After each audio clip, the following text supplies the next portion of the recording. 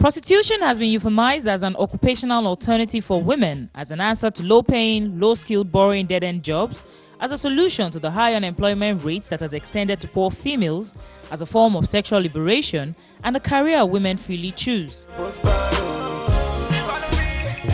Our females who have resorted to this mostly those who are tired of mindless, low-skilled, low-paying jobs, who prefer careers with flexible hours, who still enjoy working with people and ultimately offer a professional service, or those who come from low-income or poor families and seek subsistent income or means of livelihood. On this episode of Public Announcement, we will be taking an in-depth expose into the underlying lifestyle, structure and dynamics of prostitution as is obtainable on the low-end streets of Lagos, Nigeria.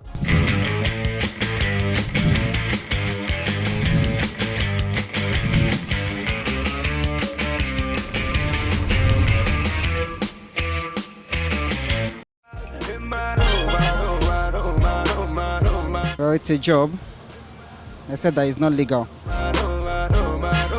It's not just prostitution that's an illegal job in Nigeria. There are hundreds. There are people sell drugs, human trafficking and all that.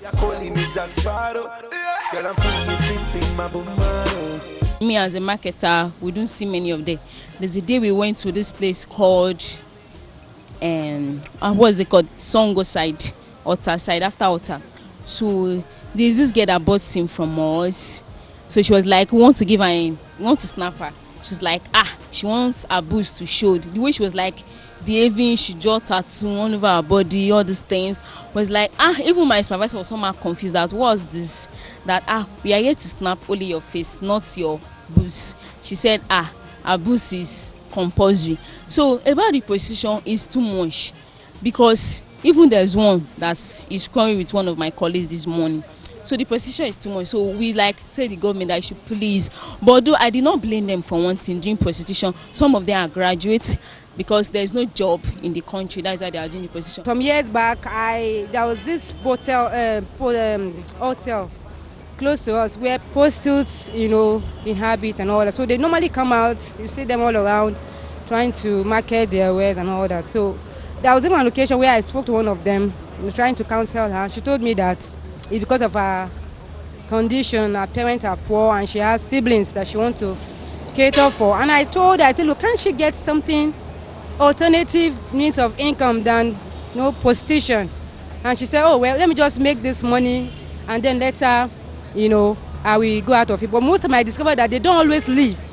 There is this law that comes over them. Each time they make money, they want to make more money, and you see the prostitution itself is so expensive. What I mean here is that you have to take care of yourself health-wise. You spend so much money taking care of themselves, and then you have times you have security men coming to pick them up. They have to bail themselves, and so they end up the money they thought they have saved. They eventually use it to settle all this. And at the end of the day, they are back in that trade, and they just continue for years. They are there. They are hooked. Full-time prostitutes do not live in family units during the active period of their profession.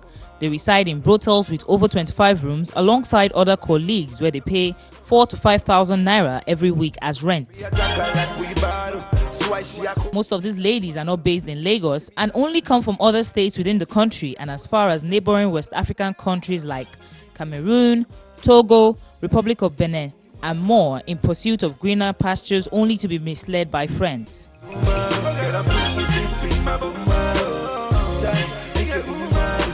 These ladies also claim to be students or workers and tell their parents or family members this, while avoiding places where they can easily encounter known faces or be exposed. Most females who have resorted to prostitution at the beginning had no prior experience, as more often than not, none was required. They also don't require a high school diploma or minimum age requirement, but just the ability to learn on the job. However, despite all the nonchalant-looking traits synonymous to this socially degrading occupation, the risks are inhumane and largely hazardous to practitioners as well as patronizers. HipTv had an interesting and exclusive chat with a prostitute from one of the popular red light districts in Lagos, who gave us insightful information on how the sex trade is practiced.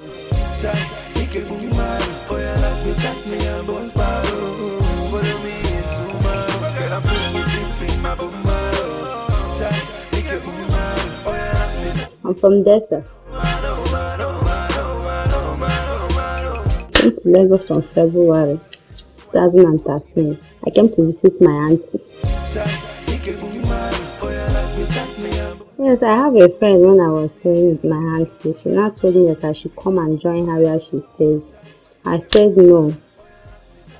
Okay, at a point, my sister now told me that they are relocating to Ghana with the husband. I said, okay, I can't follow them back to that place, that I will go back to East, but not now. Okay, she said, okay, what will I be doing? I said she should not worry, that I have a friend that also stays with her auntie. I will go and stay with her, then I will be working. Then she left to Ghana. I was scared and shy. I have to hide somewhere. She said, no, it's not like that. The first time she called me and she gave me to someone. I now go with the person. The next day, still the same thing. But I was like, I'm still shy. She said, no. So anytime she's going around, she'll go with me. She said I should go with her. She do like this, do like that. I said, okay. Oh. My O level. Nurse. I will still further my education. It depends. So as of that time, I used to go for 5K per night. It depends. Sometimes she used to get someone per hour 5K. It depends on the kind of person you get.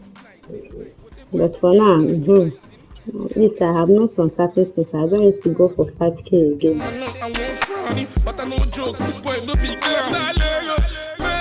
Yes, now. Anything that you are doing, God first now. Forgetting that we are is not good, sir. I don't pray, because one of my friends used to complain that any day that she prays that God should help me, that day she will not see anything. So me, I don't used to pray. I have a particular place to stay, but I don't stay one place. I used to move around. I don't know for them all. They used to disturb us. Seriously. I don't know what is their problem. Some of them are the wicked ones. When they catch you, they will not like to release it to you in the morning around that kind 3-4. Because they know that you will not do anything again.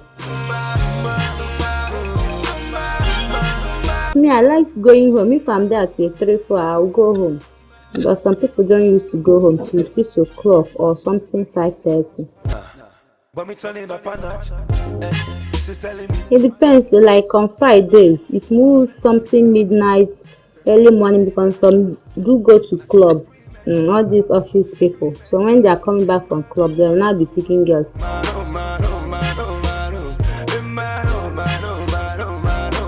Some of them are business people. Some of them are workers.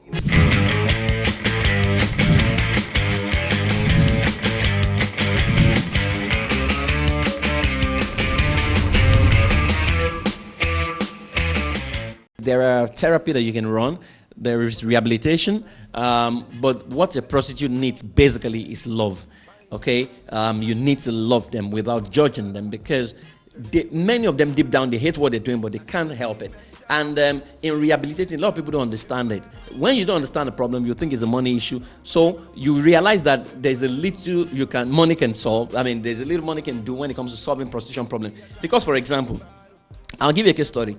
A girl at Good Evening Street, those days in 1999, they were making like 11K every day, sleeping with men. Now, from those 11K, by the time they must have paid all their bills, the bed space and everything, profit is about 3,000 naira. Now, 3,000 naira times 30 days, that's 90K. For a girl who dropped out at maybe JSS1 or JSS2. Now you want to rehabilitate that girl and you are telling her to go and you are empowering her to go and be selling pepper in the market, to go and become an hairdresser and all those kind of things. She's going to check the money that prostitution gives her and what hairdressing is going to give her, and but there's a higher dimension, which is where you begin to teach them about their identity. And that's what worked for me. I didn't even have money to rehabilitate a lot of them, but I was giving them back their self-esteem. I was teaching them about their identity, who they are, giving them case studies, and it did help. A lot of them went back home. So we don't need to stigmatize them and just say, oh, nah, no. We need to love them. We need to see them as our sisters, okay, trapped behind the bars of prostitution, and we need to show them a lot of love, a lot of care. Then we need to begin to teach them about their identity, reorder their life, okay, reconfigure their lives back to what it used to be before the abuse took place. Until we get to that level, we won't solve this problem.